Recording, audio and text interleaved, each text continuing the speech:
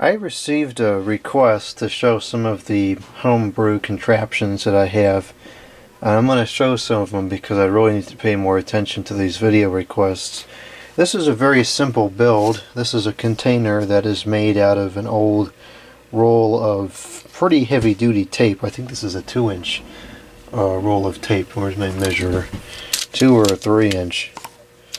Oh, it's a 3.5 inch or 3.25 inch. Anyways, it's a really sturdy roll, and I had some old batteries. These are the old batteries here, and these are eventually going to leak and corrode, but some of these are like 20 plus years old. They're kind of cool. I don't want to throw them out until they leak. So I built this, and this is where I'll put them in. I put the thing on a piece of cardboard, I traced the inside, cut it out, slipped it in there, and I put a piece of tape on the bottom to secure it. And this way I can put these batteries in here, and if they leak and ruin this container, you know, who cares? I'll get another one when I run out of tape again. I didn't want to put these batteries into a good container and then it ruins that if they leak. So there's that, and it's really quite sturdy.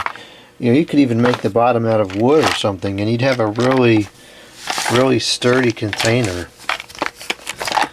I have a number of these. Sometimes I'll use them for nails and screws or other miscellaneous pieces. It's a very simple but very effective build.